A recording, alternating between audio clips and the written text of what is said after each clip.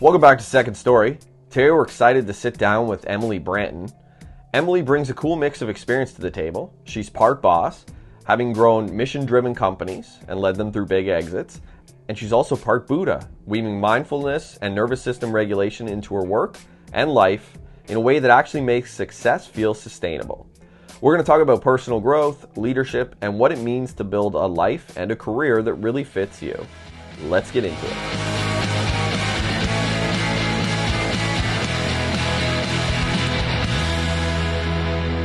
Welcome to Second Story, everybody. I'm Josh Cybulski, joined as always by Leckie.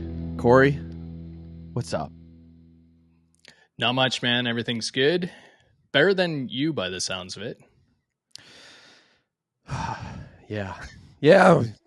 Almost lost my voice. Must have been the strep that my entire house has been infected with. I'm good, though, so far. We'll get through this. So today we are joined by Emily Branton. I'll let Emily introduce herself a little bit more, but she is an entrepreneur. She's been a CEO.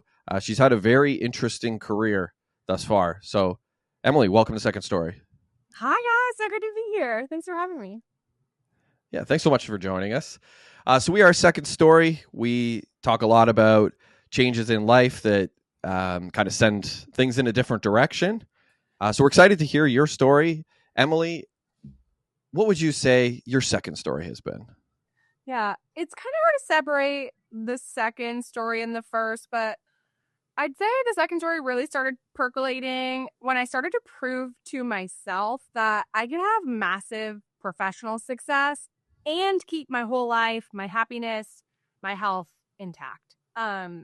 So I'm now fully in my second story, which I'd say is about teaching others how they can achieve really incredible things without the burnout and the sacrifice. So first story, building something that really mattered to me. Second story, doing what feels good, helping other people be able to do the same. There is this major thing that's going online. It's almost like a splinter when it comes to, I guess you'd say, like online entrepreneurs. There's the Alex Hormozi school of entrepreneurship, where I'm not sure if you're familiar with Alex Hormozi, but he talks a lot about how he didn't have to give up alcohol. He can still eat dessert. He still hangs out with his friends. He still has, what most would consider to be the normal life. And then there's this other school, and I won't go into who is this school of thought, but there's this other school of entrepreneurship where it's like, you have to be 100%, you have to be all in, you have to give up alcohol and fun and, friends and sports and all these things. And it's kind of a weird splinter that I never really noticed was happening, but it seems to have occurred over the last year. At least to me, I've seen it that way.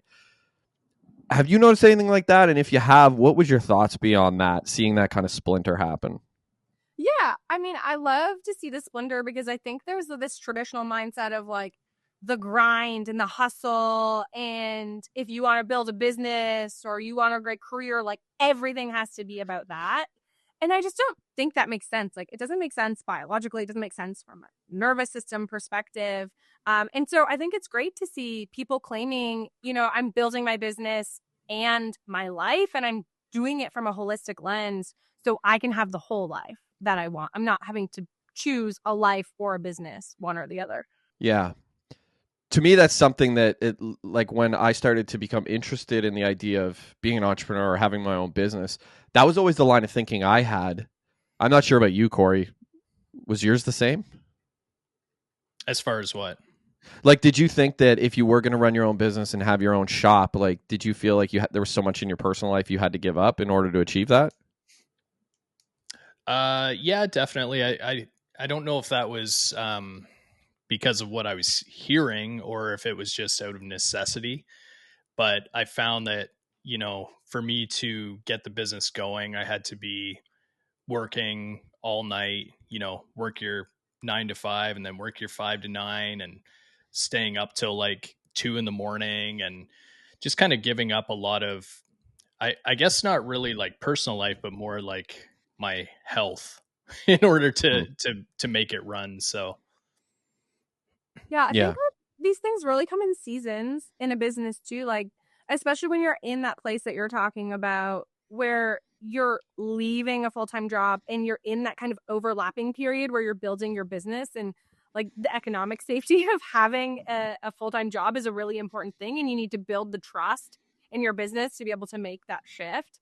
I think that makes a lot of sense, and I think that can definitely come in seasons.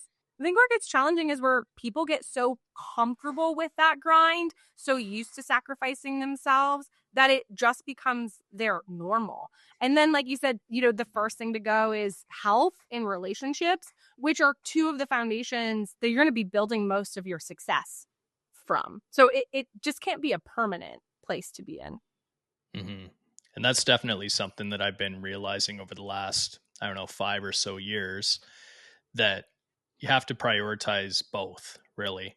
So, and I don't know that there's any such thing as balance, like as far as like, hey, you're going to have this perfect harmony and balance of life and business. Like it just doesn't necessarily work that way. There is times where you have to prioritize business, and there is times where you have to prioritize family. But you do have to find those priorities and find those ways to do both. Do you have any tricks or tips around that? Because I know you've had to balance quite a few things.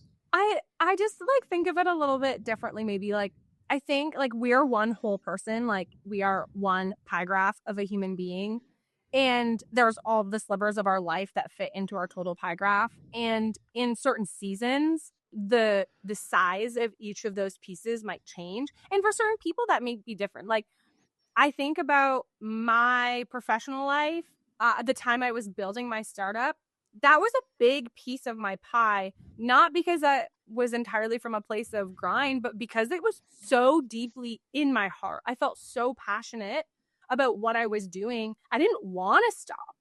I didn't want to put it down. I wanted to be on the road in front of our clients. I wanted to be part of the mission they were doing. It was so deeply a part of my heart that in that season of my life, it just made up more of the pie graph because it was more enticing to me than some of the other pieces of the pie at that moment. And that's shifted now. I still love my business, but the things that are a priority in my life now are changed, and those pie pieces just kind of shift all the time. I know, looking into you, like you were raised by entrepreneurs, which I find to be very interesting because most people don't get the privilege of having that, or I guess depending how you see it, whether it's a privilege or not. But I know my dad worked, a regular 9 to 5. My dad also did, always had a side hustle and stuff like that. He was a terrible businessman. Not that he was really trying to be a businessman, but I always found that like becoming interested in being an entrepreneur and stuff like that, I had no history, no mentor, no one to really tell me the ropes. It always seemed something that was so unachievable and difficult because I just didn't have someone to kind of guide me. How much did that help you, having your parents there to sort of show you the ropes? Yeah, it must be a lot because there was never a time that it occurred to me that entrepreneurship wouldn't be an option. It was maybe not like my running choice of option for a long time, but it was always on the table. My mom has owned her own business like since I was born, and I say like my mom was working from home before working from home was the thing. She's always had an office at home, always owned her own business, and it really showed me the flexibility in creating your life when you are your own boss. Like there was never a track and field day or a school concert or something that my mom missed because of work. She really worked her work life around us and her other relationships and hobbies in her life as well. And then my grandpa was an entrepreneur too. He owned a barbershop. He had a crazy story of my grandma liked to tell that he was in barber school in Detroit and he hitchhiked there. Every week he worked his job and then hitchhiked from Wallaceburg, Ontario to Detroit to go to barber school on the weekends and opened his own business. So I also got to grow up, going into my grandpa's barbershop after school. If you saw any of my haircuts, I was like, you really question if they were done in that barbershop. But yeah, I've always had this model of entrepreneurship and it being a tool to create your own life in a unique way. Got to see some of those haircut pictures. Oh my gosh, yeah, I'll send them to you. They pop up in my family group chat a lot. It's like somewhere between a mushroom cut and a bowl cut, and like Oh yeah. I looked only like a boy. People thought I was a Can boy. we use those for the episode card for YouTube? Please. Great. Perfect. We gotta find humor in these moments of our childhood. Yeah, for that's sure. really traumatic. Yeah, absolutely. I think that's a good lesson that you learned from your mom, though, around the flexibility and trying to get to all those events. Like, that is the one main advantage that I find as a business owner, is that I am able to take my kids to their appointments. I'm able to move things around and get to their different events. They have track and field and all that kind of stuff. I really don't miss much, if anything. Mm-hmm. And yeah, so was that something that you learned, and that's something that you bring into what you do today? Yeah, I think there was a long time where I really let my like, even though in my startup I was one of the owners, I really let my business run my life. It was like, let my calendar fill up every day with the things in my business and what other people need from me. And then see where I can slot in 30 minutes to work out. And like, guess what? Like, that never happens. Like, when I'm living my life and filling my calendar with other people's priorities, I never just find the time for me. And my mom definitely modeled that. And I still, even having that model, had a really hard time with it for a long time, of choosing myself first, putting my life in the calendar. And it took like years and years to hone that skill and to do it and not feel guilty. Not feel guilty for not being there for my team or my customers. Not feel guilty now in this second story where I'm back running my own business again after kind of working entrepreneurship to corporate and back, where it's like, well, I'm planned this afternoon to have lunch with my girlfriends, but like, could I send out 5 more sales outreach emails? Could I book a couple more calls? Could I be taking another client, another project? It's like, even though I've built these skills and I'm practicing, it takes a long time to reintegrate the social conditioning to actually not feel bad for doing it. Yeah, that's something Corey and I are trying to learn or teach ourselves how to do. It's not an easy thing to figure out, or to just, it's more the emotional side. It's not so much a logical side. It's the emotion of just being like, I'm choosing me. And that is a weird feeling that you get for that. Or when you're out at your kid's thing and you're like, okay, it chose me in the sense that this is the parent I want to be, but I'm choosing my kid and showing up. It's like, I don't want to do it because I still have this guilt. It triggers some sort of emotion in me. And so I'm going to choose the things that don't do that, that feel more comfortable. And I think like one of the worst parts about entrepreneurship is like, it's you. Like, you have to do the self-work to be successful. You have to sit in that moment and be like, okay, I feel some kind of way about not being at my desk right now. This is something I need to go back and process. And I think so much of entrepreneurship, so much of just professional success is self-awareness, knowing yourself, knowing your tendencies, how you show up, spending time maybe healing those things as they become obvious to you. I think that's like one of the biggest keys to professional success that people miss. Yeah. Chris Williamson has a term he uses for where you're sitting at your desk and you're not actually getting work done. And I find, like, as I'm starting to try to put the pieces together in my own business, I do that a lot, and I've started to catch myself doing it where I feel like I'm being productive, but I'm not actually being productive. And then I have to walk away and go do something else, hang out with the kids or exercise or whatever. Yeah, it's a weird thing to try to manage different priorities. I still work a 9 to 5 too, which also adds kind of a whole other element to try to deal with. So it's a lot for people to get into, owning their own business. Yeah. And like, outcomes take a lot of time, right? Like, outcomes need a lot of inputs. They need a lot of consistency. They need a lot of trusting the process. But what can give you instant gratification is to be like, I sat down and I worked 4 hours hard. Like, there's an instant gratification. There's a dopamine hit. It sounds really productive. It sounds really tangible, where maybe 5 minutes of that 4 hours was effective. That creates an outcome in 2 months. But it's like, we want to feel the security of the grind as well, and of being able to track our outputs, especially probably most of us, our first jobs were hourly jobs, or maybe people worked in consulting where tracking their time was really important. And in entrepreneurship, it's your, like in any form of leadership, it's your presence and the way you show up that is the most deciding of your success. But it's also your intention and what you do and how you really think about inputs creating outcomes. Because I know a lot of really busy people who work a lot of hours and just don't have the same level of success as others. There's an economic principle about it's it's an old story in economics where they talk about like you can dig a hole all day and then fill it back in. You've worked very hard, but you've accomplished exactly nothing. Exactly. Yeah. Yeah. But it feels And good. It feels good to dig a hole. Your muscles get a little stronger. You can point yeah. the hole. You can be like, holy shit, I dug a hole for 6 hours. Like I worked so hard. Doesn't mean it's like, where's the hole going? Yeah. Yeah. Look at how loose this dirt is in this hole. That's great. Loosen that dirt. Loosen that dirt. Yeah. And nobody cares. No, exactly. And we had a video a while ago about how just because you work hard doesn't mean you're going to be wealthy. And if that were true, then people who dig ditches would be billionaires, and they're not. Simply, Yeah. You can also like drive around the block a lot of times and not get anywhere. That's a good. I was in the car for an hour and you like just drove in circles. I think like the other piece of it too is a lot of people don't sit down and like really set a clear intention for their life. Like, where are you going? What do you want your life to look like? What does that feel like to you in your body? Why do you want that? It's so easy to chase like the next sales milestone, the next public success, and just like accumulate these meaningless things. And then get to a point where you're like, I have done all these amazing things, but I don't feel satisfied because they were just collecting a bunch of things like driving around the block.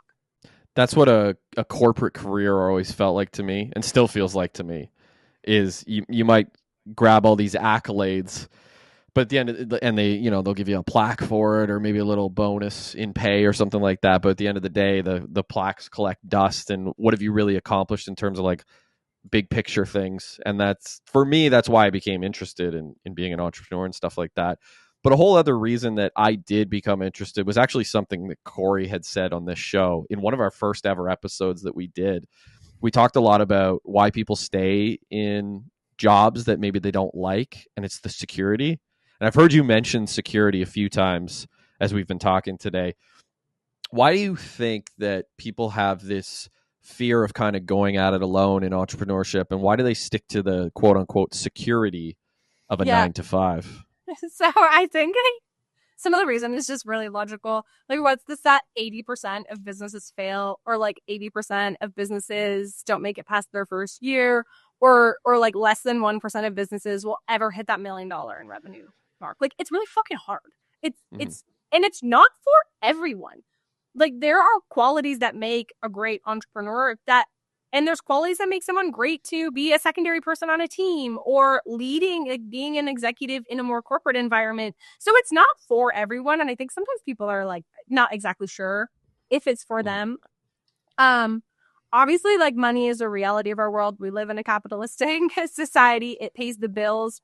I think like my decision to leave corporate took me a long time because I was like, holy shit, I worked really hard building my own business, got to sell it, got this amazing opportunity with this incredible private equity company to run other businesses for them. The pay is truly, at that point, it was like, I didn't know people could make this much money. I didn't know this was a salary amount. And I had so many people calling me all the time, asking me about working for this company because they were interested in it. And here I was sitting there saying like, okay, I think I want to leave. But it was the security, the accumulation financially building up, and like my own money shit. Like, that's one of the things I've really had to learn over the past few years is like, I have some pretty big money wounds and narratives. And that's part of my self-work and self-worth. And so it took me time to be willing to give up that security and that accumulation in the bank. So I think like part one, maybe not for everyone. Part two, like, money is a really triggering thing for a lot of people, and stepping into entrepreneurship is taking really big financial risk. And then I think the third part too, like, maybe not so much like leaving a corporate job to entrepreneurship, but a lot of my clients are in a job that has a culture and an environment that is not good for them, and they're feeling their confidence deteriorate. They're questioning their own skills. They're really unhappy. They don't believe in the decisions being made, and they don't leave. And it's because that's kind of how our nervous system works. Like, our brain and our body would prefer to stay in something that we know because we're comfortable with the known, even if we're unhappy, than shift into something brand new. And biologically in our body, the energy output that you have to do to change a neural pathway to make a different choice, to choose a different pattern, is so significant and energy draining. Your body is going to try to direct you against that all the time. So I love nervous system regulation, so I had to make sure that fit into that. But that is like, that type of patterning is a reason why people stay in jobs, even if they know it's not right for them. And that is especially so if it somehow matches another pattern in their life. Like maybe their boss is a lot like one of their parents, or their boss is a lot like an ex. Like we find ourselves in social relationships with consistent patterns because even if they're toxic, they just feel really safe to us too. Wow. That's yeah.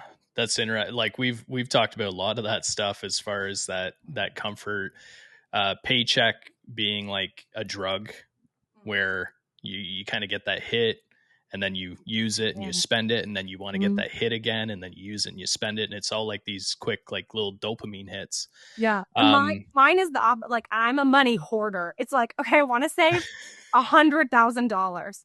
And then it's like, save, don't spend. I'm so satisfied. It's all building up. And then it's like, okay, I've reached the goal. Okay, now I'm going to save $150,000. Like, I think one thing people don't talk about is like how much safety money can provide, and like how addicted I got to like layering on that safety over more safety over more safety.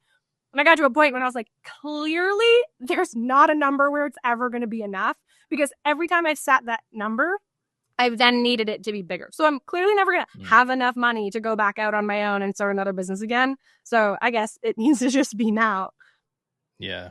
Yeah. Well, and a lot of people talk about jobs as that safety and security too. But I always felt a little like at risk at those places because someone else was controlling that narrative for me. Someone else was making the decisions. They were like, we're setting these targets, and if you don't hit them, then you don't have a job. Or if you hit those targets, we can move those targets. So it always felt like my life was in their hands. Whereas entrepreneurship, everything I do is up to me. So this one, it's you. You know, even if things go belly up in the economy or whatever, like it's up to me to pivot and change and move and come up with new ideas and make it work. Right. So I personally like have my destiny in my own hands. Yeah. And I think like that really speaks to the piece of like, not everyone is made to be an entrepreneur. For some people, they're like, I don't want my destiny in my own hands. Like my work, when I think of my pie graph for life, like the work slice, I want it to be maybe time. It's a bit bigger because we spend 8 hours a day, but I want it to be emotionally small. I want to be able to go in, I want to be able to do what I'm told. I want to be able to get that paycheck. And then I want to go home because what I'm really passionate about is coaching baseball. And I can't get paid for that, but I want work to cognitively, emotionally take up the smallest piece of my mind share, my energy as possible to really invest in things I want to do. And like the world needs all kinds of people. We need entrepreneurs who are going to start new things. We need leaders who want to lead teams. And we need people who are like, I want to be so sharp in my executional skill in my craft. And I want to show up and I want to do it over and over again exceptionally. That's what like makes the whole process work. I honestly wish I could just have the mindset of being a cog in the machine. Like I feel like life would be so much. There's times where I'm just like, oh man, I wish I could be satisfied with something like that. It'd be so much less complicated. Like life would just feel a lot less complicated. But then there's the flip side of that where I don't like outside of my, like if that was my life outside of, I think my wife and kids, I'd probably really lack purpose if I just went to work and like mindlessly did my job.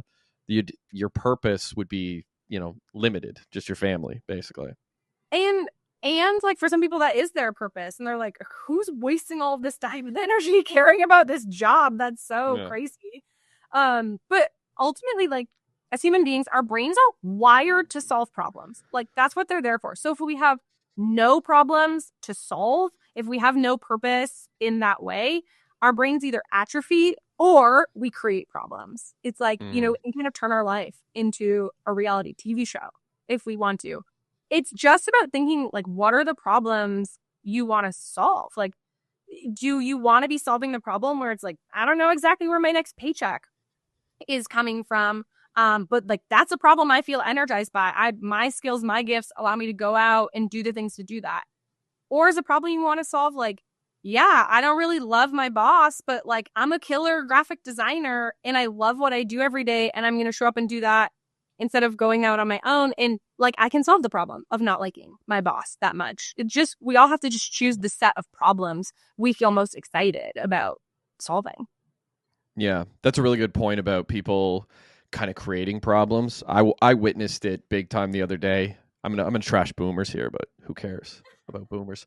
I was out with my daughter. We had to go to the doctor's, and there were these boomers sitting there, and I could see their keychain, and they had one of them had Mercedes on their keychain, and the other one had BMW on their keychain, and I could see them like, and they're sitting there, nice clothes, dressed up really nice, and then there's all these like poor families with like 4 kids, and they're screaming, and the parents are dressed down as like they probably don't have a whole lot of money, and I just remember looking at the boomers, and the boomers are just sitting on their phone scrolling. They're like, oh, look what Trump said. It's like that's the issue that you're dealing with. Like that, I just feel like so many that I know, it's like they're retired, they have a good degree of money, and they're just kind of looking for a problem. They're on their phone looking, like they found their problem, right? That they feel like they have to deal with. So to your point, yeah, I see it with many other places. We live in a time where things have probably never been better. If you look at all of human history, like we might not feel like it, but we are richer than any of our ancestors. Like, we open the fridge and there's food, we look up and there's a roof, and a lot of our ancestors never had that kind of stuff. So it is wild that like it's just human nature to keep looking for problems, even if you may not have them.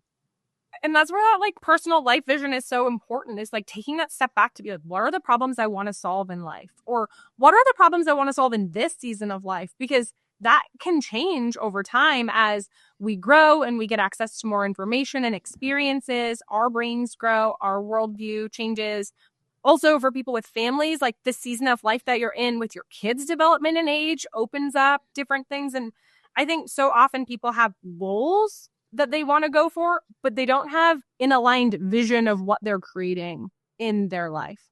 We talk a lot about that on this show because it's a question Corey and I have been really grappling with for probably over a year now, is what exactly do we want for our life? And we feel at times we're like, oh, I think we have the answer here for what exactly we want. And then, like you say, we go through seasons and stuff kind of changes a little bit over here. It's like, okay, maybe I don't want exactly that. So it is always a shifting perspective. But I have found, at least for me, that it's given me a lot of purpose to look at things and be like, oh, I kind of know exactly where I want to go, or at least for now, I think I know. And that makes all the hard work worth it when you do feel like you have that purpose that you're kind of striving towards. And it sounds like you both have a really important step that a lot of people miss, which is like, I'm going to chase the thing, I'm going to do it. I'm going to take a moment, I'm going to step back, and I'm going to acknowledge how I feel about it. Did it give me the satisfaction that I hoped for? Yes, no. What does that tell me? What does that mean for how I want to alter the plan or continue to move through life? A lot of people just, especially high achievers, which is the core of who I work with, it's like, go, go, go, go, go. It's this frenetic energy. There's never a moment of stopping and reflecting on the purpose, how you're tracking to the vision, and how it feels to achieve the things that you wanted to.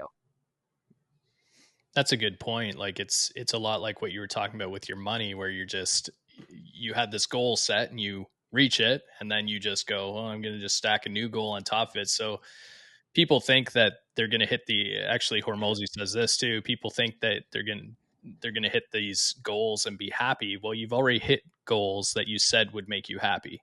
Yeah. Right. We did that. Yeah. We've set goals. We've hit them. And we said, this is where we need to get to. We've got there. And then it's like, hey, what's the next thing? What's the next thing? What's the next thing? And like, it's good to set new goals and stretch yourself. Again, if your brain doesn't have the right interesting problems to solve, you'll be unhappy or you'll create new problems. But you guys are doing exactly what I would tell clients to do, which is to like sit and look at the thing and say, how does it feel? And then say, okay, what, like coming from my heart, what I really want feels like it should be next. What's the next step for me and what I'm trying to create for my life? Not just what's the next thing. And for my money example, like it became so fucking obvious. It wasn't about the money. Like it was clearly not about the money. It was about my sense of safety and what security meant to me. So that's the ask for me then to go inward and say, like, how do I work on that? Where does this come from? I got really curious. And what are methods of safety that I already have that I can lean on that is not just this financial one that's a little charged for me? Yeah, that's something in our biology that's never, I don't think, ever going to go away. Is we're wired to always look for safety, and we have been since, caveman, right? Caveman was a little different. They were looking around like, is there a tiger that's going to eat me? Like, that was kind of their fear. Now ours is like, maybe is someone going to break into my house? Is somebody going to, scam me out of my money? Like, our obviously our fears have changed significantly, but we still have that same thing in our DNA. Yeah, like the technology of the body didn't change. The types of threats changed, and they became less life or death, but our nervous system really doesn't know. Like, your nervous system really can't tell the difference between watching a scene of crime on TV and witnessing a crime in real life and crime happening to you. Your nervous system also can't tell the difference between something that happened to you that is unresolved, like a childhood trauma 20 years ago, and today, which is like when people say, oh, it's a trigger, it's triggering something in your nervous system because your nervous system doesn't have the same sense of history or reality because it's wired for survival. And the times we live in have changed, but our biology hasn't changed that much in terms of the way the nervous system operates. Yeah, it's pretty wild to think about. I'm curious, Corey, you've talked about this on the show, and I've had nothing quite similar, but I can remember a time when I was in college where I got, well, for lack of a better term, beat up. And I remember and I know this has happened to you, Corey, I remember getting beat up. And as I was getting beat up, I almost felt like I was watching myself get beat up. Like I wasn't actually the one getting beat up. And I was kind of like, oh shit, that guy's getting the shit kicked out of him. Oh, that's me. I'm the one actually. But it was just a weird thing. It was almost like I was able to separate my body and my mind. Yeah, that's and disassociation. Yeah, it's weird. I've never really thought much about it till now. But was that like what yours was like, Corey, when all the times you got beat up, which was awesome? The one major time I was very much aware of what was happening. Yeah. Oh, were you? Okay. Yeah, because I was trying to block as much as I could. Yeah, I was on the ground and just trying not to get hit in the face. Yeah. But yeah. I got blindsided, so maybe that's why I never got my hands up. So what are you associating that to, though, with this conversation? So the survival mode piece? Yeah, well, I mean, she was talking about like sort of your instincts and your reactions to things, and I don't know. It just made me think of that. I'm not exactly sure why, but it's just a feeling I had and remembering that. Well, and just how that's the real-time processing of what I said about history, right? It's like you started to think about that memory. It's somewhat unresolved. It's obviously really traumatic, really scary. You start to think about that memory. You start to feel like you're in the memory, right? Like you can see yourself seeing yourself. You're describing the disassociation. Probably your heart's racing a little bit. Maybe you're feeling a little hot because your nervous system is reacting to the past right now. It doesn't truly know the difference between the past and the present. Yeah, I'm getting angry thinking about it. Right. Yeah. All the things. And then it's like, then the fucked up part too is like, in some ways, these really traumatic things, especially if it's like long-term exposure, they're scary and they impact our nervous system. And like, we get these symptoms, racing heart, wide pupils, whatever.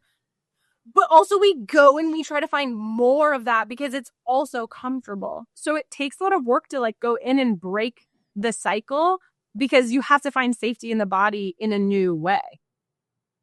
Yeah. Actually, that's something we talked about with Matt Barnes in one of our last episodes. Was when people go through an abusive relationship, they tend to actually seek out more abusive relationships because they're trying to course correct the next time around. And I could see that where somebody who gets beat up would start to go try to pick fights because they're like, well, I got to kick somebody's ass now because I just got my ass kicked. I could see that. I don't think I did do that. I don't remember though. I think like any time in life you see the same kind of thing happen, like, my car always gets broken into, or I always end up with a cheater. It's like anytime you find that patterning in your life in some way, subconsciously, you're gravitating toward it. It's just like a little sign for you that there's something to be worked on and processed there to be able to break the cycle for the future. It's kind of like people with jobs when they have that abusive relationship in their job, and then they just go and seek out basically the same job somewhere else and have that same thing happen, right?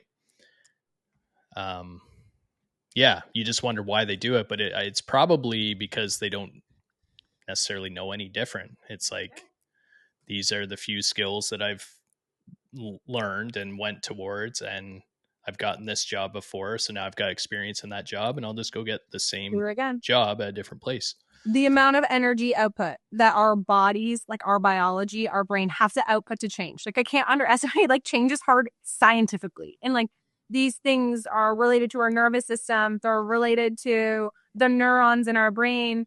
And I find it just so helpful to be able to like take the step back and observe and say, this is just my body science. It doesn't mean I shouldn't change, but I can give myself a little bit of grace that I'm created in this certain way, and to change it is a challenging thing. Just like helps you to give a bit of grace to yourself. Talking about change and things like that, something that Corey and I have kind of talked about a lot lately is more specific to men, but there's been a real change, I think, over the last like 10 or 15 years when it comes to men's mental health. Mm-hmm. And this isn't I'm not going to say anything that's controversial here, but men are emotionally well behind women. I don't think that's a crazy thing to say. Their data backs that up. I'm wondering, as far as like what we've seen in this show. So we've only talked to a handful of women on this show, but the ones that we have talked to, Corey and I had a conversation off air about this, but they have all emotionally matured long before we did, or any of the men that we know did. Like, they were able to do it, some of them in their early 20s, whereas like Corey and I didn't really figure it out till like our late 30s. Like, I don't know if we were significantly behind the average, but still don't know if I figured it out. Yeah, I don't even know. I think who knows. But that's a kind of a trend that we've started to see, is that like a lot of the women we talk to, they've sort of figured it out way before any of the men did. And even the men that we've had on this show, most of them didn't start to figure it out till mid to late 30s. Is that something that you see like in the work that you do? Yeah, I think there's like a socialization aspect to it. I think also just in professional environments, corporate environments, there's like this kind of toxic masculine energy where it's like everything has to be fast. More is always more. Faster is always better. Shut down your emotions, because emotions make you weak, and you will not make as much progress when emotions get in the way. That's not even like truly like evolved masculine energy. That's like just a toxic socialization thing. And I have found myself putting myself into that shape to do that sometimes, even though I fully believe like the best thing you can do as a leader and entrepreneur is like be able to read the room, be able to read yourself, know where you're at, be able to read the room, because ultimately the job is to like mobilize other people around what you're trying to do. And people have emotions. Like, in the processing cycle, we usually think like we have thoughts and thoughts create emotions. It actually works opposite. We first have emotions. That's just like a reality scientific fact of human beings. Our nervous system goes through our whole body. So we get feelings somewhere in our body, whether it's a threat to our safety, excitement, whatever it is. That is the emotion. And then we process that with thoughts. The logic actually comes second biologically. And I think we have been conditioned to think the opposite. It's like you have a thought and then it has a corresponding emotion, or you have a thought and then shut down the emotion about it. But it's like by the time you've had the thought, it's already too late. The emotion was already there. That's an unavoidable fact. So like, why would we work against our biology? Just like, why would we work against our nervous system? Let's work with it. Let's acknowledge that emotions exist, and let's work to process the emotions. And I think, some of it is just unfair for men where you have to completely shut down all of your emotions. I think I have a slight more entitlement as a woman to my emotions, with the exception of anger. I think the only emotion in the corporate world that men are really allowed to express is anger. And that's like, if you're a woman, you better not express, you better never be mad about anything. And I think a lot of it is just a social construct. It's like the Bill Burr bit that we played in our last episode, the one with Matt, where he's like, men are allowed to be mad or fine. Yeah. I don't know if you've ever heard the Bill Burr. It's a pretty good bit, and it's fairly accurate. I would even go as far to say, like, at least for me, and I don't know if you feel the same way, Corey, but I have a very limited emotional vocabulary. Like I can't put a lot of labels on what I feel. I can feel them. I know that they're there, but I can't. If someone asks me what it is I'm feeling, I have like maybe 6 terms that I could use to describe what I'm feeling. It's something I've actually been trying to work on is being able to articulate what it is that I'm feeling. But I think most men probably are that way, where it is limited what emotional words that they can use to describe how they feel. And it's like any form of literacy, right? Like the more you study it, the more you practice it, the more you'll learn. There is a tool called the Wheel of Emotions, and it starts with like bigger chunks and gets into smaller if you're familiar. And it's so helpful, like to sit down. It doesn't even have to be in the moment, because I think with anything, as you build competency, yes, you can handle it and do it in the moment. But with most things, when you're learning them, you need to like reflect. That's a better process for learning. It's like, okay, someone asked me how I felt. I said good. That's the only word I knew. To go back later to your emotional wheel and like find good, and then you can look up and like, what's the next flavor of detail of good, and start to build that literacy yourself retroactively, because it's probably not going to be available in the moment. Yeah, that is what I use to try to work on it. And it's when you actually look at it and realize how bad your emotional vocabulary is, it's actually a really, I don't know, to me I was just like flabbergasted when I was looking at it. I'm like, I don't know any of these words. Like I would never use any of these words to describe the way I'm feeling. It was kind of crazy to go through that and feel it. But yeah, I've gotten better at it, but I'm still not particularly good. There's also a really good book by Brene Brown called Atlas of the Heart, and it's broken into different types of feelings you might have. It's like places you go when you're feeling joy, places you go when you're afraid, and then it breaks down in detail some of the emotions you might feel when you're operating in that place and what the definition of those emotions are. And I also find that really helpful to like truly understand what the word means in its definition. I just wrote that down. Atlas of the Heart. Atlas of the Heart. It's a good one. I mean, I would recommend literally anything by Brene Brown. Like if you want to talk about emotional intelligence or emotional intelligence at work, her Dare to Lead book was like truly the catalyst for me becoming not just a great professional and entrepreneur, but a really good leader. Like I was not good at leading people early in my career at all. I think my previous business partner called me a bull in the china shop. Like I'm a very direct person, and I was like taken to extremes, and Dare to Lead and like taking the time to do the exercises with it helped me become such a better leader and just like a more functional human being. It like started opening the whole door to this like coaching and leadership and self-development type of work. So anything by Brene Brown, can't recommend enough. What do you think that was early on that made you kind of a bull in the china shop, like you said? I think I'm just a pretty direct person, is part of it. And I like tried to really soften that all the way up for a while. Like anything, you kind of, you try to swing the pendulum all the way to the other side. I think I've now found the middle lane where I'm like kind but direct. I think so. I think part of it is just like who I am. I'm a direct person. I think part of it is I wanted to operate at this absolutely insane pace that like prohibited ever looking outside what was directly in front of me. And so I wanted to get where I wanted to go, and I wanted to go to there so fast. I didn't really care if I hurt people's feelings along the way. I was just like, get on fucking the ship and like, let's go. So I think part of it was like that tendency. And then I think some of it was socialization too. Like nobody ever taught me how to be a great leader, to lead through emotions and understanding, to see the value of intellectual intelligence in the workplace. Like it took really having a leader who was great at that to realize how effective she was with a different way. And it like that was kind of the start of the change. I remember getting it. So when I worked in banking at one point in my career. I was a financial advisor, and then I moved on to be a manager. But when I was in the financial advising role, I remember one of my managers, like I sent out an email to a client and I CC'd him on it. I remember him coming into my office and saying to me, "Your emails are just like very direct."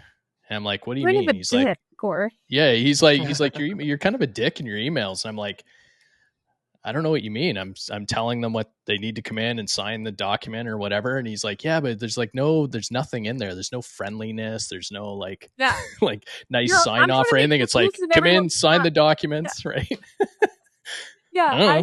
I used to be like that too. I'd be like, oh, like this is one of those clients that's going to want to like chit chat for 5 minutes at the beginning of the call. Like, let's just go. Cause I could use this 5 minutes to go execute something else at an insanely rapid pace. And now it's like the thing, I don't know if it's also age, like the wisdom that comes with age. Like, I don't care what I'm doing professionally in the same way that I care about who I'm doing it with. And like that time that you spend to like send the nice email or go out of your way to say hi to someone is the foundation for like getting all of the great work done after, because you have just a better personal connection.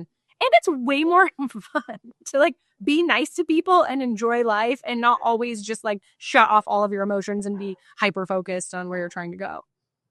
Yeah, that's something I've had to learn too. Yeah, me too. It didn't come naturally. It was a learned skill. You mentioned earlier about being direct, but also being kind. I would make an argument that being direct in a lot of ways is being kind. And I notice this a lot with some people I know who are direct people. I think when you are that type of a person, you're going to tell people the truth because you are direct, right? And a lot of people will look at a truth teller and be like, oh, what a dick. Or, they'll have some other slur to call that person. But being kind, it requires giving people, tough news or things that are difficult to hear, I think, because you are telling them the truth. If somebody puts on if I put on a suit and it looks terrible and everyone's like, nice suit, looks good.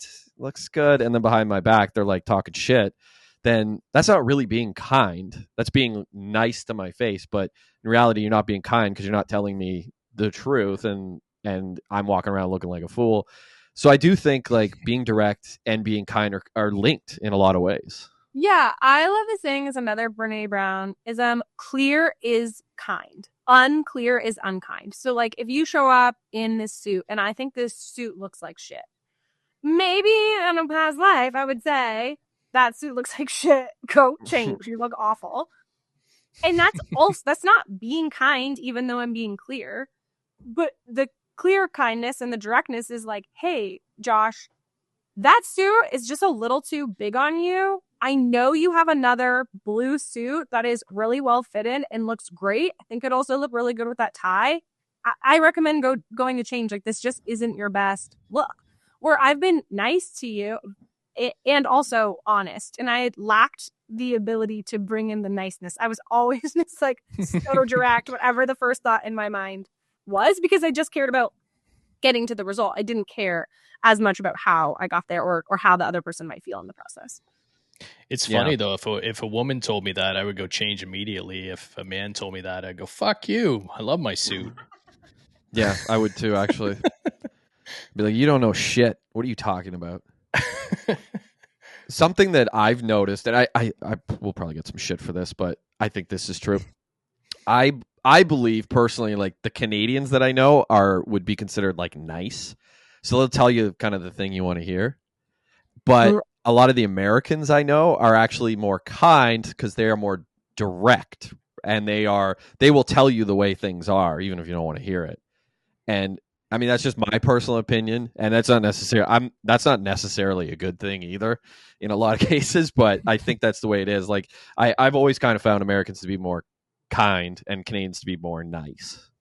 Yeah, I think like politeness and tone is also so cultural too. Like the way that someone in New York is going to give you the feedback and the way that someone in Texas is going to give you the feedback are probably different, because in any country, in any company even too, you have these like small subcultures that help to define the way that you operate and interact with each other.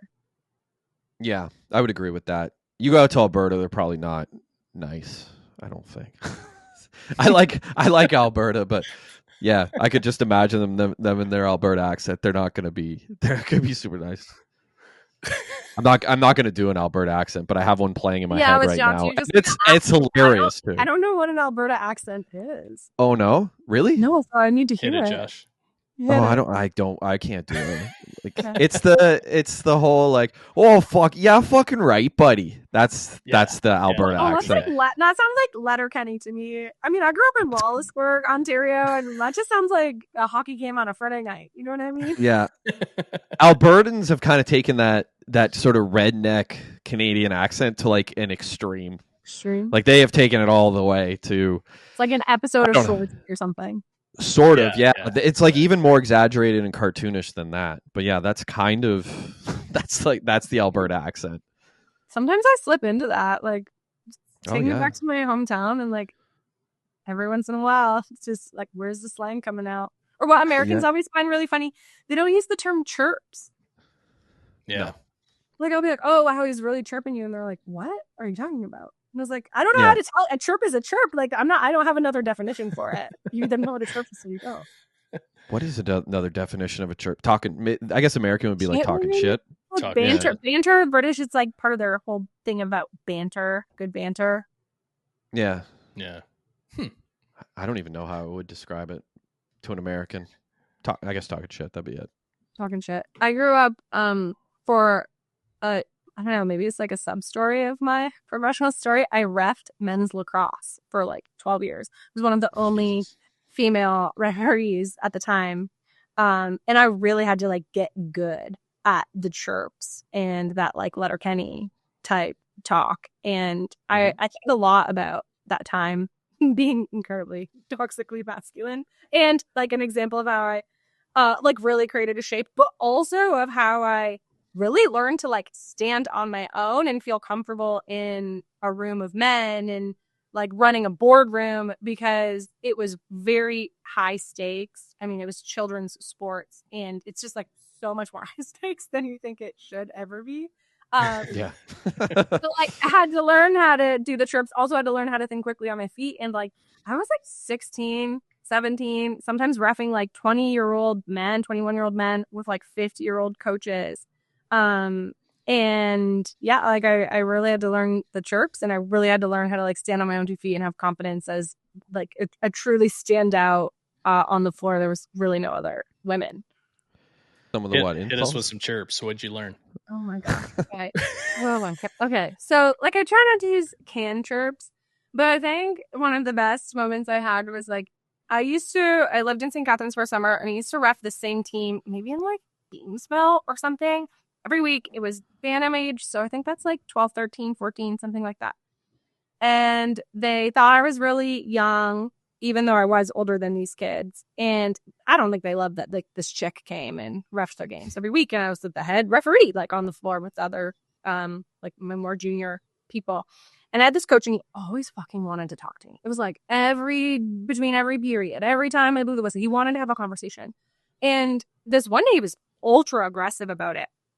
And he kept like putting his foot up on the boards to like lean over me and have so much more physical presence. And so this is like a 45-year-old, 50-year-old man screaming at a 20-year-old woman. And it was like getting so aggressive. I knew I had to tee him up and give him a technical penalty for unsportsmanlike behavior. And instead of just like teeing him up while he was like in this position of power leaning over me, I was like, Coach, listen, we can have this conversation, but you're going to need to step down. And he kept yelling. I said, Coach, you're going to need to put your foot on the floor, and you're going to step down and talk to me about this face to face. And he stepped down, and I was like, teed him up, and then set the box bar up. It was one of my best. So you didn't talk to him at all. Just I was like, no, you didn't stand there and yell. I'm not having a conversation with you. You lost the right to that when you were like trying to use your physical strength and stature to intimidate me and screaming at me. Like we couldn't carry on with the game because he was yelling so loudly. It was like truly so disruptive. Do you think that you got a lot out of that as far as like becoming an entrepreneur? Like, did you learn a lot about like having a thick skin, being in pressure situations? Yeah, I did. Like a lot about having a thick skin. Like this happens in business all the time. I can think of many examples where this happened in my career, but it's like I would step out onto the floor and I could tell immediately I was at a disadvantage in terms of authority. Like they would see me, they would see that I was a woman. Immediately they would be questioning me often they would ask to talk, like, I'm 20, maybe at this point. There's a 13-year-old boy that I'm mentoring who's on the floor with me. And they're like calling him over because they think that he's the boss just because he's a man.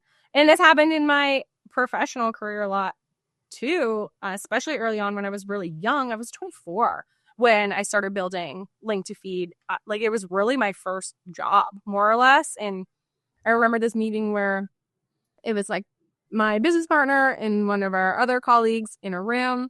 And I had built this like whole strategy for this client. It was super science data driven. I'd spent, like a week and a half building it. My business partner was like, this is your game. Like, you're the data one. This isn't my thing. But like, this all looks amazing. Love the way you presented it. Go pitch it. So I'm presenting it to a client. So I'm sitting on the right side of the client. My business partner's on the left. I would talk, and then when I would stop for questions, this man would turn to my business partner who had said nothing, who had not built this presentation, who was not part of it all, and ask him questions, which then my business partner would essentially ask me. I would answer, my business partner would repeat it, because this man like only wanted to have a conversation with the other man in the room. And so reffing really prepared me for that, and like being able to stand in my power and hold that. And I had a conversation with my business partner after that meeting where I said, like, if that ever fucking happens again, I will get up and walk out of the room, and I will walk out of this business if you ever fucking put me in a position where you let someone speak around me like that. And I think reffing gave me a lot of that.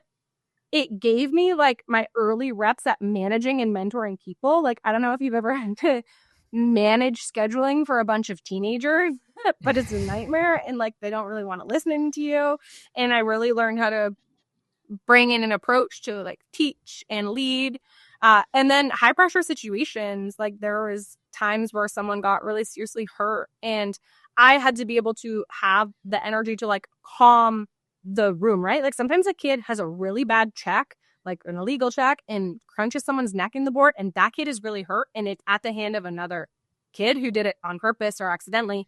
There's a lot of tension in that moment. There's a fear of a kid being hurt. Someone was the perpetrator. People are angry. So really being able to smooth that out. And then also just like pace of play where there's all these rules and technical things you have to know. But then you also have to think about the softer side of game management of like, okay, that's technically a penalty. But in this type of situation where the game is at, or the intensity of the level is at a penalty that I need to call, and being able to know when you need to like slightly bend the rules to keep the flow of the thing. It really taught me a lot, and it also taught me about shit I'm not willing to take. Like, I lost opportunities. People straight up said, like, you're supposed to go to ref qualifiers, which was like a really prestigious thing at the time. And it was like, but because you're the only girl and we can't just have a hotel room with one person, you're not going to be able to go. And like, I had enough of those moments that eventually I left because I was like, there's no future for me here. I'm not going to let my wings be clipped. And I'm actually just like not going to accept this behavior either. Well, something my dad always taught me when I was a kid, and this kind of relates to a little bit of what we were talking about with authority and things like that. When I was a kid, my dad would always tell me, like, make sure people always underestimate you, because you can use that to your advantage as you go through life. So when my dad coached sports, he would always tell us, like, guys, go out about 10% in warm-ups. Like, if it was a team we'd never played before, like, give them the illusion that we're not very good. And then you come out flying, and then you kind of catch the team on their heels. And, we'd win a lot of first periods playing hockey like that because the team would just kind of take it easy, thinking, yeah. So I carried this through a lot of my life, like allowing people to underestimate my abilities and things like that. Do you think, when you were doing, reffing men's lacrosse, getting into business as a young woman, do you think a lot of people did that? And do you think there was an advantage for you because people underestimated you? Yeah, I don't know. If there was, I didn't see it because I was so fucking mad about it all the time. So, like, maybe when I look back, like revisionist history, I could say that. But my business partner did have really good advice, which is similar to kind of your dad's approach, which was like, just outsmart them. Like, trust that you're probably the smartest person in this equation. Listen to them, think about what their needs are, and then outsmart them. Like, don't prove them wrong, but like prove that you're the one to make this situation better.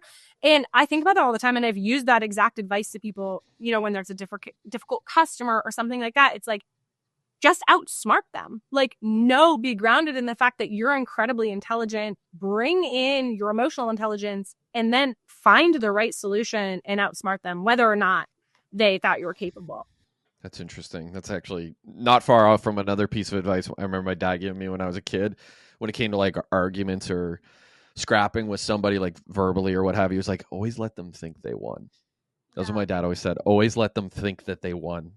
Yeah, like the other one like that is, do you want to be right or do you want to have peace? Like sometimes it's really important to be right. Like we all have issues, points of view that are so important to the core of who we are. It's like, yeah, we're going to fight for that and be right. And sometimes it's like, if you care 10% about the thing and you think you're right, like, why are you going to fight and sacrifice your peace for something you care 10% about? Like, put it down, let the person think they're right, move on with your peace. And it's rarely that important. Like, right. Most of the things that we argue about are rarely that important. Yeah. Yep. Yeah. Well, I mean, look at the people. Just look at online what people argue about. It's all politics, cultural issues. I guess sports gets sprinkled in. People have some wild arguments online. I mean, I used to partake in that when I was younger, but what's the point now? It's just a giant waste of time and emotion and things like that. Yeah, it's like you get older, you get wiser, and you're like, there's not too much that's worth sacrificing my peace for, especially once you start to really find it in yourself. Yeah. Oh yeah. And when Josh says younger, he means like a year and a half ago. I don't think it was a year and a half ago. I think maybe 9 years old when he decided to stop. Yeah. I wasn't much younger. I was probably like maybe 4 or 5 years younger, maybe 4 years ago. Yeah. Well, isn't it crazy though to think like how much a person can change in 4 or 5 years? Like I'm sure you look back at that version of yourself and you're just like, what? Why? Like why was I doing that? It's not a lot of time, but you've obviously had a lot of growth during that time. Yeah, it's almost like I went through a second story or something. Yeah, something like that. That would be a really good podcast. Yeah, that would be a good podcast. Someone should make that. It'd be cool. Yeah. I wanted to talk to you about Link to Feed. So you said you were 24 when you were running that ship. Mm-hmm. Yeah. So tell me about that, getting into it. Yeah. Like most of the things in my career kind of like fell into it by mistake. I had another job at the company that it was like just a small side philanthropic project done, ended up getting talked over into it. When I was asked to do it, I was like, I don't know anything about software. I don't know anything about running a software company. It was supporting food banks. Don't know anything about that. Like I have none of the skills or criteria that I think would be relevant to this. But they were like, just think about it. And then I sat down and I read this report about hunger in Canada, and it was data that had been gathered from food banks. And I had spent some time in my studies, and then also my first business was working as a market research contractor. And I read this study, and I was trying to where's the methodology page? Like, how did they get this data? So going online and I'm like trying to find this study for the methodology, I call someone I know in the space and they're like, oh, there just isn't any. Let me tell you the methodology. So for 1 month a year, we track data about people who use food banks. And I was like, what? And they're like, and it's the month of March. And because March is not a busy month and March is not a slow month. And that is the data we use. And like, this is data that was being used to like write policy decisions, to communicate with donors, to fund and build new initiatives. And I was like, this is not good. Like this cannot be the voice for people in Canada who are living in poverty and need their voice heard. This data is not statistically valid or even close. Then I was like, well, America has to have done it better. Look it up. Nope, theirs actually was worse. And then I just like, right. Yeah. They did 2 weeks of March. Actually, what I did was a month-long study once every 5 years. And so interesting when I was reading, I think like the one study went from 2005 to 2010 that I read. And it was like, whoopsie noodles. There's like a massive recession in 2000. Yeah, okay. Yeah. Data's not super accurate. And whoopsie doodle. lit such a fire under my ass that I was like, okay, someone has to solve this problem. I love data. I care a lot about social impact. Like, I guess that person is me. And that's what gave me the confidence to do the whole thing, which is like really believing in what I was doing, feeling like the world cannot keep going on as it is without this data. I had 2 business partners who, I don't know why, like put their houses and their families' wealth on the line to like fund our business. I was 24. I owned a 2002 Chrysler Intrepid. That was like my sole asset at the time. The bank was like, no thanks, don't really want that. Like, we're going to take their 2 houses and their other businesses as collateral. And so it was like their confidence in me and this just like raw fire for what I was doing. And we built a link to feed through Canada, built a business plan to bring it into the US. It's now the mandatory system for all food banks in Canada, both Salvation Army and independent food banks. It's used by, I think, like 30-40% of food banks in the US. And there's been tons of policy decisions made, research papers on this data because they now can collect it real time through the link to feed software, which is really, really cool. That's wild. Mm-hmm. It's pretty crazy when you look into like things like data and how policy gets written, or even how corporations make decisions. Their data sets are always just so small, like little sample size. I always think of political polling. Yeah. And I remember when Trump won in 2016, I remember telling people, I'm like, he's probably going to win. Like, look at the polls. It was like 100% chance Hillary Clinton was going to win. And I remember looking at the polls. It was like 1,100 people, 1,240 people. I was like, there's 330 million people in America. Like, how can a 1,100 person poll be an accurate representation? It turned out it wasn't. Yeah. But I mean, this applies to everything. Sports too. I mean, there's so many data sets that are just tiny, and people put so much like emphasis on this little sample size to make this huge decisions in sports. It's actually insane. Yeah, and these are people's lives. These are our most vulnerable people in our society, and who often like don't have a platform to have a voice. And this data was their voice. Like, their story in the form of data was their voice. And I just felt like we really needed to be able to do better for them. And it's just been incredible to see, to like sell the company and stay and then leave and just like see it live on. And I had a previous coworker in Chicago who's a social worker, and she was at a conference and they were talking about food insecurity, and they like had this slide is like, yeah, we use this link to feed system to get this data. And I was like, what a wild legacy to leave in the world, that like this thing is still going and it's showing up in spaces I never would have imagined that this data was being talked about in like the social work space. You talked about something really important back there about you didn't know software and you didn't know this and you didn't know that.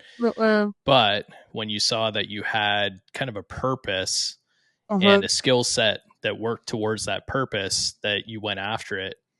And that was something that I realized when I was starting business, because when I first started my videography business, it kind of failed miserably. And then I restarted it probably 4 years later with a different mindset. And that mindset shift was simply that I could draw on other people's skills for the things that I don't know how to do. And I would be able to manage and lead them with the skills that I have. Yeah, that's so wise. I didn't see that at 24. I was like, I have to prove to everyone I deserve to be here. I have to like figure out how to do every job. And like I first, I don't know, 5, maybe you could say 7 years of entrepreneurship were rough. Like for sure the first 5, I was so dead set on proving myself and like holding all of the pieces, and like really built this business around me to be so dependent on me, and was trying to just like control everything and do everything. And that's not the way to do it. The way you did it is right, which is to realize like that the second time. Yeah. And like figured that out over time. I think Brene Brown helped a lot with that, but also just like getting my ass kicked in business enough time to be like, I can't be the only one to do this. Yeah.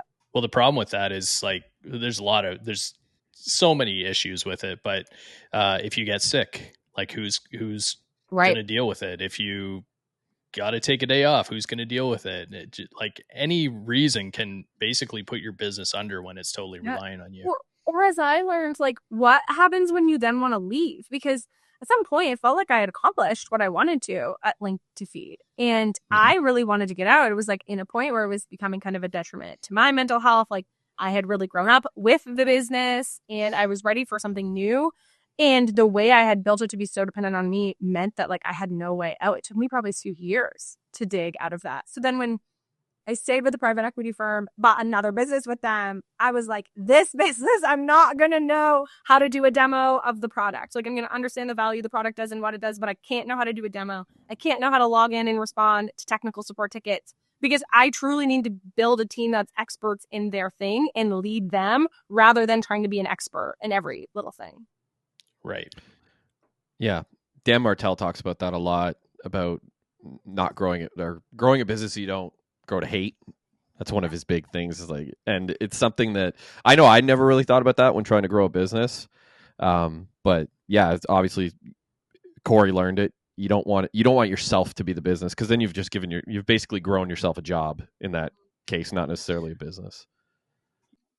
Yeah, I think part of what you're saying too is like your business becomes like an entity, almost like a person to you, and you can grow to resent and be mad at your business for what's probably your choices. I'll admit that a lot of the resentment I have for my business was actually like my own shit.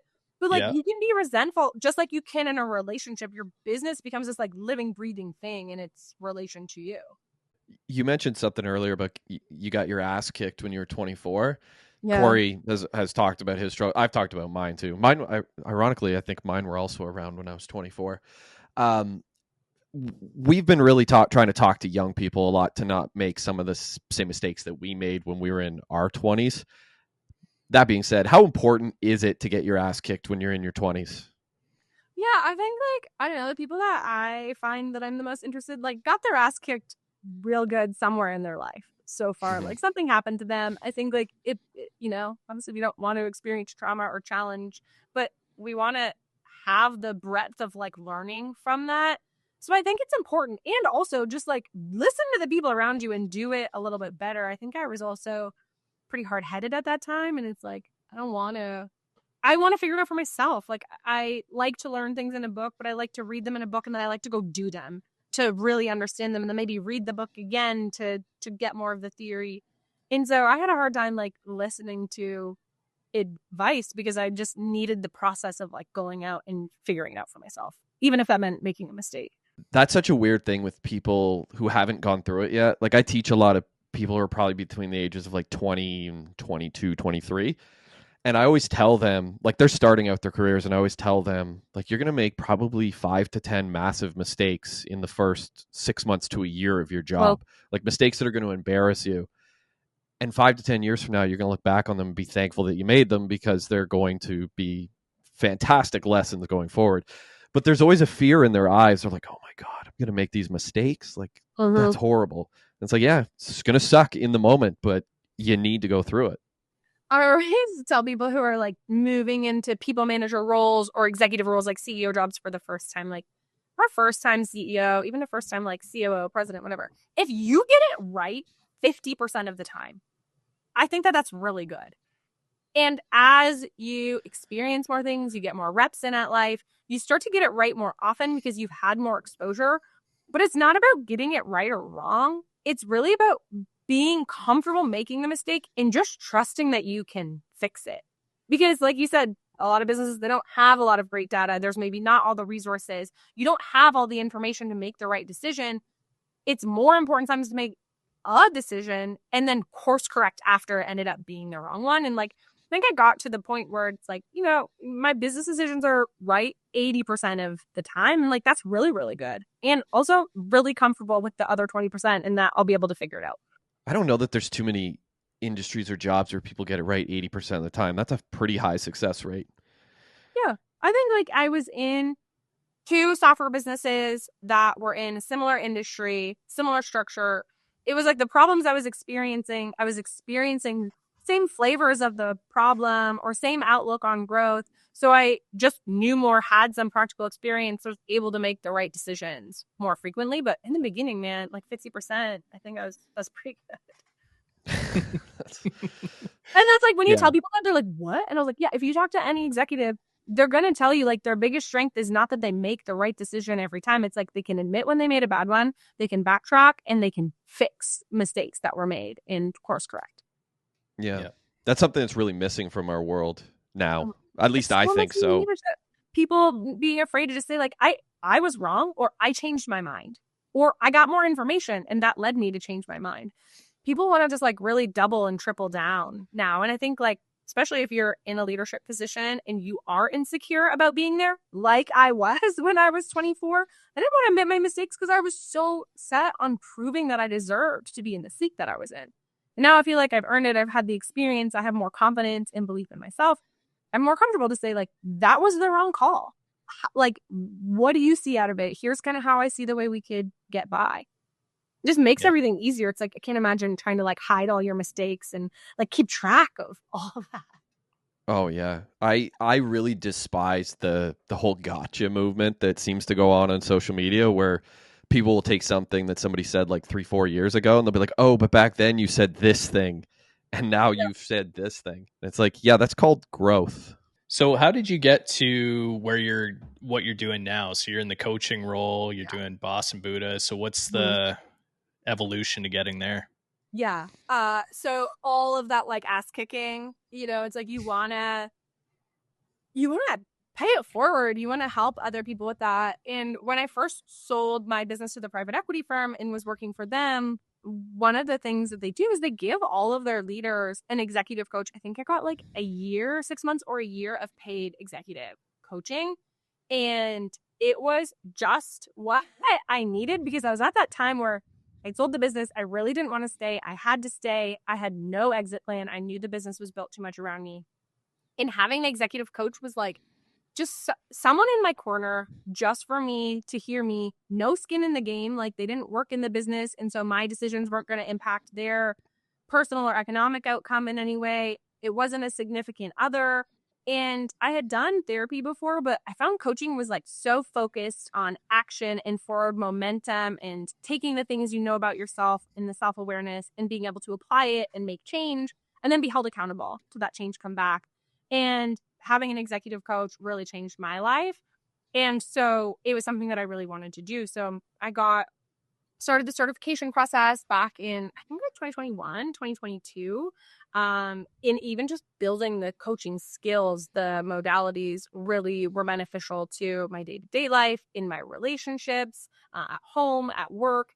And I just totally fell in love with it. Like at Leckie and at SarahWorks, the other company that I ran, they were social impact businesses and they had so much breadth. Like I remember the day at Leckie when we got the data that we'd helped food banks serve 1 million people. And I was like, holy shit, like how many people in their life have the opportunity to like touch this many lives? And I love that. And it was so meaningful. And coaching is like the same amount of impact, but so deep, especially the one-on-one work. Like to go really deep with someone. I have a client, for example, who is really high achieving professional, but was like really had debilitating anxiety. And it just made her day to day so hard. And, after a year working together, she told me like, I just want you to know that I would no longer classify myself as someone who has anxiety. And like to make a difference in someone's life in that depth is amazing. And then I do that on the one-on-one side.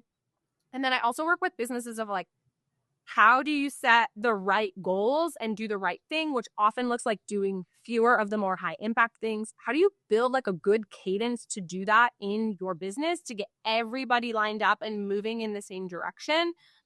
And how do you build your business in a way that it doesn't need you? And I say it's like the difference between like white knuckling, 2 hands on the wheel in a snowstorm, and like driving in a sunny sky, hands on the wheel. Like you can run your business the second way. It doesn't need all of you. And then doing those 2 things, it started naturally bringing in like other modal, like people were like, well, would you teach me how to meditate? And so now I have a meditation program that I run like usually 2 or 3 times a year, and workshops or retreats that are about resetting the nervous system to be able to go back into your life from a steady, regulated state. And it just like the things offered just kind of organically happened based on what my customers were asking for. I'm curious about something. This is something I've heard people say who are successful entrepreneurs. If you want to be a successful entrepreneur, you have to get into things that really truly scare you. Would you agree with that statement? Entrepreneurship is innately scary for all the reasons we talked about at the beginning of the podcast. I think that like anything in your life that feels a little too easy is too easy. Like you have to be a little bit scared of it to push and grow. Like that's the process of growth.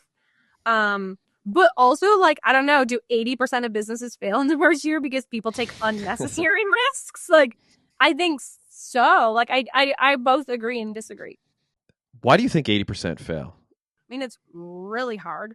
You're lining up a lot of different things. Like, do I have the right product?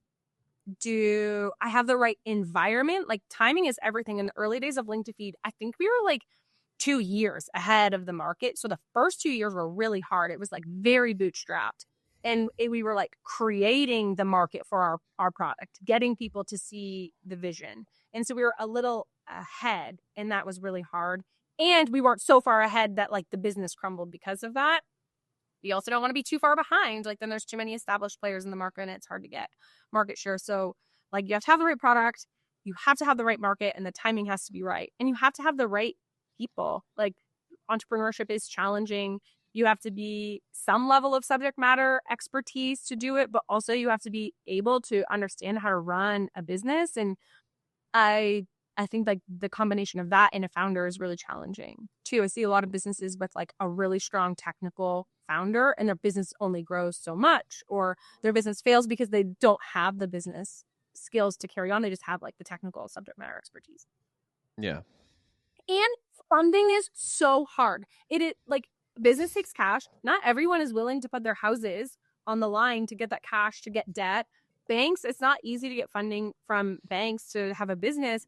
And it takes time to go like cultivate investor relationships. It's like a full-time job to bring a company to like Series A or Series B funding. And so I think sometimes there's great businesses with great market potential and great leaders, and they just can't get the cash to make their business a reality. Like you have to pay, people want to get paid for doing the work. Yeah. Is that right? I had, So, when was that? I had a young person ask me, like, it was like maybe 6 months ago, something like that. And they're like, man, how do I get money to start a business? And I was like, I'm not the person to ask. They're like, yeah, but do you have any clue? I was like, I got an idea. Say you're going to school. Tell them you're going to university and just get a student loan. like if it was me, 24 on my own with my 2002 Chrysler Intrepid, just me at Link to Feed, that Link to Feed never would have become a reality. Yeah. We got the cash via a loan through this special government program because my two business partners were more established in life, had wealth, and had other businesses to serve collateral on that loan. Like that was a great business, a great idea. It makes a ton of impact. It still exists today, like 12, whatever, 14 years later. And that business could have died if it was just me because I didn't have the resources. No one, the banks weren't going to make a bet on just me. Yeah. Yeah, you wonder how many great business ideas just fail, are out there and fail. I say this to my students a lot at the college. I say, because they're all talented, they're videographers, they're photographers, and I always say to them, you can't run a business on talent alone. Right. So, and a lot of people I think do that. Like you said, 80% of businesses fail. I think a lot of people start up a business thinking I can run this business on this talent that I have. Mm-hmm. But the talent's probably like 10 to 20% of the business. Mm-hmm. The other 80 to 90% is like admin and scheduling and invoicing and all that, getting leads, getting into the markets and all that stuff. That's like that learning curve. That was the hardest thing for me as a business, and still is the hardest thing for me. I can whip up a video, no problem. Yeah. Working on your business versus working in your business. Like it's hard to find the time to do both, especially when you're a sole proprietor. Like you're the product in many ways as well. So I'm just going to ask a few more questions. What do you think people are going to take from this episode when they tune in? Ooh, I hope that they take that the nervous system, your biology, your neurology are just like such an incredible clue. at how you can operate in life and self-manage and like be able to give that objectivity to why you do what you do. I hope that they can see the humility in sharing how hard the early phases of my business were because of who I was as a person at that point and how much you can invest in yourself. Or even like Josh was saying, like, you know, the change in himself for 5 years, like you don't have to be the person you are today 5 years from now. But you're going to be if you don't do something about it and make change and have some self-awareness. Yeah, I hope those are the two things that people take away. Those are two very good things to take away. And then if you were to title your movie so far, so title the movie of your life, what would that title be? I would say she learns herself. So like 2 ways. One, part of my process is I have to learn myself. It's hard for me to take advice from other people. Maybe I'll heed their advice, but like I need to go and test it myself. And a lot of my learning, you know, I've had a traditional path. I got an MBA and did all those things, but like I learn the most when I'm applying knowledge. So like I have to learn myself. I can't take someone else's experience as mine. But then also like I'm learning myself at all of these different seasons of life. You know, it uncovers more things of getting back to the core of who I am or who I want to be. And I think that's one of the most exciting things in life is to like really learn and know yourself and to like watch how different situations, different environmental factors change that and just like really be in love with yourself and love your own company and believe in yourself. I think so much good comes from knowing yourself. I think we should always be learning in life, and not just things and skills. We should be learning new things and skills all throughout life, but definitely learning about ourselves as we go. All right. Well, thank you so much, Emily. We appreciate you coming on. It was so fun, guys. I can't believe we talked everything from like nervous systems to hockey shirts. What an adventure this has been. Thanks for being on it with me. So thanks again for tuning in to Second Story. Flip the script, write your sequel. See you on the next one.